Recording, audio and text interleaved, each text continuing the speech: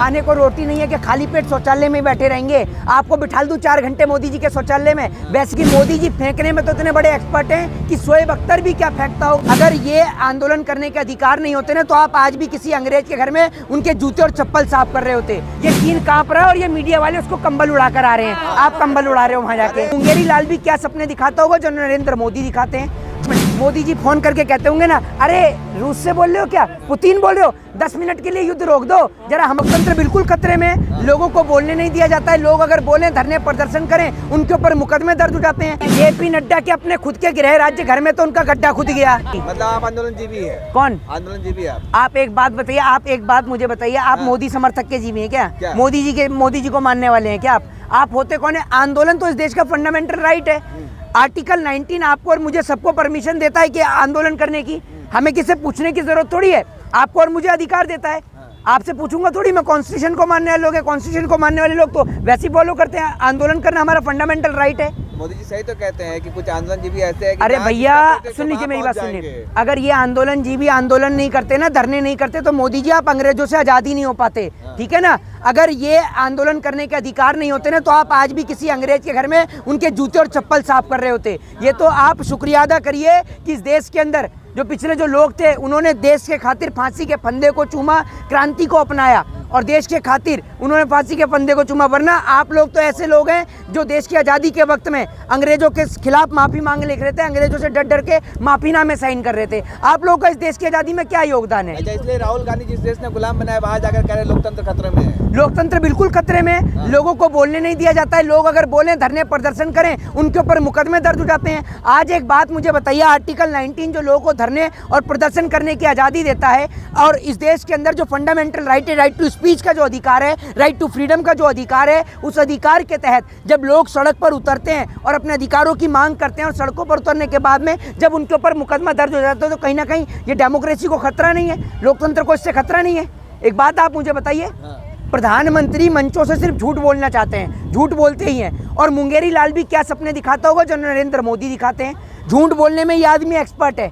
Sheikh chilli को भी पीछे छोड़ दिया है। और मैं तो यही कहूँगा कि अगर टीम इंडिया को मैच जीतना है तो नरेंद्र मोदी को खिलाना होगा, क्योंकि जब तक जसप्रीत बुमराह ठीक होकर नहीं आ जाता, मोदी जी की जगह पर जसप्रीत बुमराह को खिलाना चाहिए। क्योंकि मोदी जी फेंकने में तो इतने बड़े एक्सपर्ट हैं कि शोएब अख्तर भी क्या फेंकता होगा जो मोदी जी फेंकते हैं।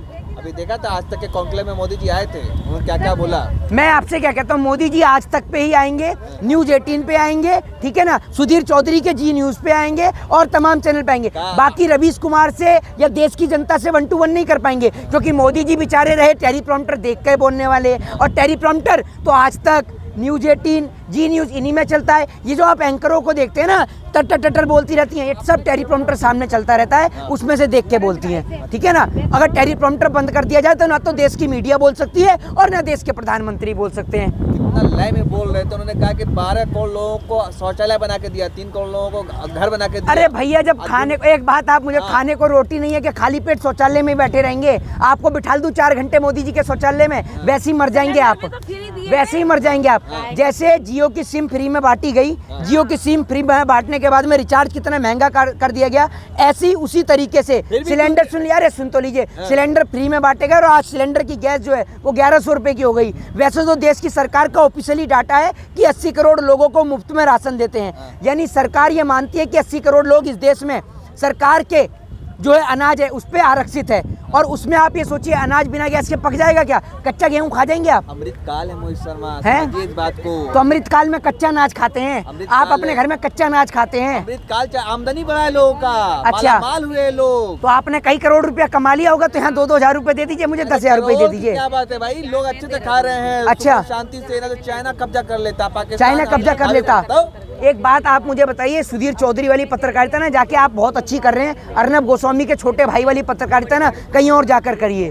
तो पाकिस्तान है, पाकिस्तान घुस के मारा। हाँ, चीन कांप रहे नहीं, चीन, हाँ चीन कांप रहा है और नहीं, ये चीन कांप रहा है और ये मीडिया वाले उसको कंबल उड़ा कर आ रहे हैं। आप कंबल उड़ा रहे हो वहाँ जाके, है ना? रूस यूक्रेन का युद्ध रुकवा रहे हैं मोदी जी। हाँ, मोदी जी नहीं कैसी बात आप कर रहे हैं। एक मिनट, मोदी जी फोन करके कहते होंगे ना, अरे रूस से बोल रहे हो क्या, पुतिन बोल रहे हो, 10 मिनट के लिए युद्ध रोक दो जरा, हमारे देश के नागरिक हैं वो आ रहे हैं, बॉर्डर क्रॉस कर दे फिर युद्ध जारी कर देना। कैसी बेहुदगा वाली बात करते हैं, आपको शर्म आती है? कौन? जेपी नड्डा के अपने खुद के गृह राज्य घर में तो उनका गड्ढा खुद गया है। वो कह रहे हैं जेपी नड्डा उनकी बात को मानेंगे, अपना राज्य तो उनसे जीता कर नहीं गया। घर में नहीं खाने को चली अम्मा बुनाने को वाला हिसाब है। हिमाचल जीता नहीं गया और बात कर रहे हैं जेपी नड्डा की। जेपी नड्डा तो हिंदू और बीजेपी के नेता तो हिंदू और मुसलमान की ही बात करते हैं। जेपी नड्डा तो मजारों पर चादर चढ़ा रहे हैं। ये बताइए ना आप मुझे, गौतम गंभीर मजारों पर चादर चढ़ा रहे हैं। भाजपा वालों को इतनी नफरत है मुसलमानों से कि दामाद मुसलमान पकड़ पकड़ कर लाएंगे। ये समझ लीजिए इतनी नफरत करते हैं, कितनी नफरत है अब आप ये समझ लीजिए। सबका साथ सबका सत्यानाश, ये आप समझ लीजिए, ठीक है ना। और जब तक दो चीजें एक साथ नहीं चल सकती। देखिए मैं आपको बता दूं, जिस तरीके से मोदी जी विकास कर रहे हैं ना, विकास सिर्फ इस देश में 2 ही लोगों का हुआ है, पहला पत्रकार का और दूसरा उद्योगपतियों का, बस 2 ही लोगों का। आप एक बात मुझे बताइए, आज किसान यहाँ धरने प्रदर्शन पे बैठा हुआ है, एक बात आप मुझे बताइए, किसान क्यों बैठा है? किसान को कोई अपना घर छोड़ के आने की कोई जरूरत थोड़ी पड़ी है। 13 महीने पहले सड़क पर बैठा। किसान के ऊपर सरकार कभी वाटर कैनन से पानी छोड़ती है, कभी आंसू गैस के गोले दागती है। सरकार जिस प्रकार से इनके ऊपर जुल्म कर रही है, सरकार जो है ना, इनकी मजबूरी का, इनकी परिस्थिति का मजाक, इनका उपहास उड़ा रही है। जिस प्रकार से आपने देखा कि किसान को 2 रुपए का चेक दिया जाता है, एक बात आप मुझे बताइए, ये कहीं ना कहीं किसान की परिस्थिति का मजाक और उपहास नहीं है?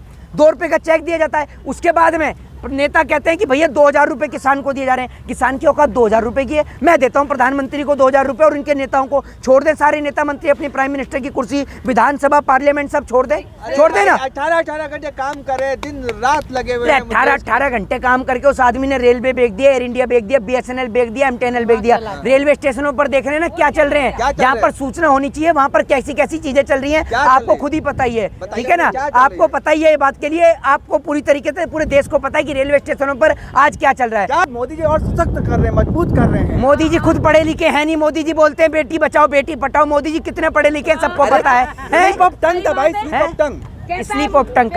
एक बात आप मुझे बताओ, ये आदमी बिना टेलीप्रॉम्प्टर के बोल नहीं पा रहा है, आप कह रहे हो कि स्लिप ऑफ टंग है। मोदी जी को अमेरिका ने कई साल तक वीजा नहीं दिया, आपको ये बात पता है? और आज भाई अमेरिका फूल बिछा रहा है, फूल बिछा रहा है। अमेरिका में मोदी जी अपनी सिक्योरिटी तो लेके नहीं जा सकते, फूल बिछा रहा है। कहाँ बिछा दिए? ये G20 को ऐसे दिखाते हैं कि जैसे सिर्फ मोदी जी जो है ना, मोदी जी को सोफा दे रखा है, बाकी जिनपिंग जो है वो छोले की लाइन में लगा हुआ है, छोले उसके कुर्ते पे गिर गए हैं। जो बाइडन को दरी पे बिठा रखा है, मोदी जी अकेले सोफे पे बैठे हैं। कैसी बेहूदगी वाली। मोदी जी को शांति का नोबेल पुरस्कार। ये सब झूठी खबरें हैं, ठीक है ना। मोदी जी को सिर्फ फेंकने में, मीडिया चला रही है। नरेंद्र मोदी जी का नाम प्रधानमंत्री पद से हटने के बाद फेंकने में नंबर 1 पे आएगा, और ये बात पूरा देश देखेगा, ठीक है ना। नरेंद्र मोदी जी जिस तरीके से फेंकते हैं, शोएब अख्तर भी इनके आगे फेंकने में फेल है। 2 करोड़ रोजगार, भाइयों बहनों 15-20 लाख रुपए तो यूं ही आ जाएंगे, यूं ही। भारतीय मनोरंजन बैंक आज तक नहीं आए। 100 स्मार्ट सिटी, 2 करोड़ रोजगार, किसानों की आय दुगनी। मैं आपको कहता रहा हूँ भाई साहब, शोएब अख्तर भी क्या फेंकता होगा जो मोदी जी फेंकते हैं। टीम इंडिया को जीतना है तो मोदी जी को टीम में खिलाया जाए, इतनी जबरदस्त फेंकते हैं कि सारे गेंदबाज इनके आगे फेल हैं। जय